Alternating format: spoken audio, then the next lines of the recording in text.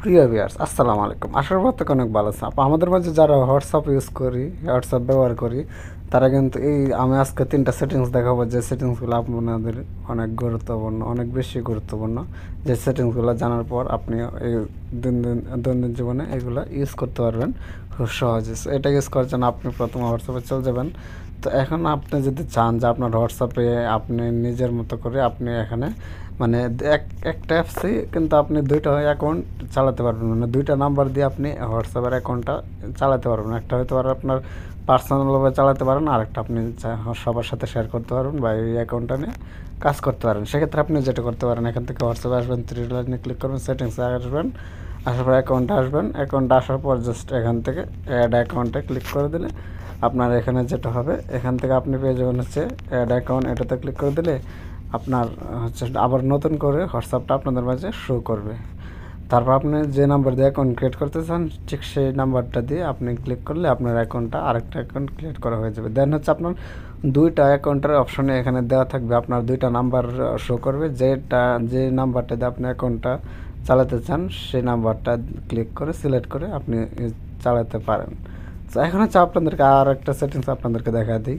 আর সেই সেটিংসটা হচ্ছে অনেকটা বেশি গুরুত্বপূর্ণ। সেটা হচ্ছে আপনারা যখনই কোনো করবেন, তখন মানে আমরা যখন কোনো মেসেজ দিই কাউকে, তখন দেখা গেছে আপনার মেসেজটার মধ্যে কোনো ভুল কোনো কিছু লেগে ফেলছেন বলে সে মেসেজটা কিন্তু ডিলিট করতে হয়। সেক্ষেত্রে দেখা যাচ্ছে যে যার কাছে আপনি মেসেজটা দিচ্ছেন, সে দেখবে যে আপনি একটা মেসেজ দিচ্ছেন, উক্ত মেসেজটি আপনি আবার ডিলিট করে ফেলছেন। সেক্ষেত্রে সে কিন্তু একটু মাইন্ড করতে পারে। সেক্ষেত্রে অবশ্যই আপনার মেসেজটাকে আপনি চাইলে এভাবে দেওয়ার পর আপনি এখান থেকে থ্রি লাইনে ক্লিক করে এখান থেকে এডিট করতে পারবেন। এখান থেকে আবার আপনি এখান থেকে জাস্ট এডিট করে এখানে আবার দিতে পারবেন। আশা করি পুরো বিষয়টা বুঝতে পারছেন।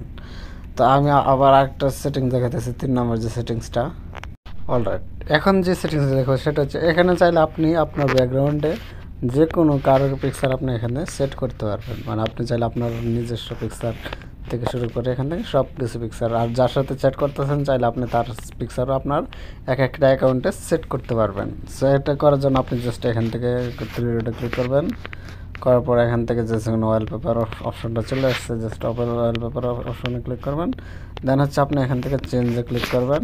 চেঞ্জে ক্লিক করার পর এখান থেকে দেখুন এখানে মাই ফটো, এখানে ক্লিক করার পর আপনার গ্যালারিতে যতগুলো পিকচার আছে সবগুলো শো করবে। যেটা ইচ্ছা আপনি সেটা এখানে ইউজ করতে পারবেন। তাছাড়া এখান থেকে আপনার সাইড কালার, তারপর ডার্কের দিকে গেলে এখান থেকে দেখুন এগুলো চাইলে আপনার পছন্দ মতো করে এখানে দিতে পারেন। এখান থেকে দেখুন এগুলা আপনার প্রথমত এখান থেকে আসার পর এখান থেকে জাস্ট দেওয়ার পর এখান থেকে আপনি সুন্দরভাবে কিন্তু এখানে দিয়ে দিতে পারেন।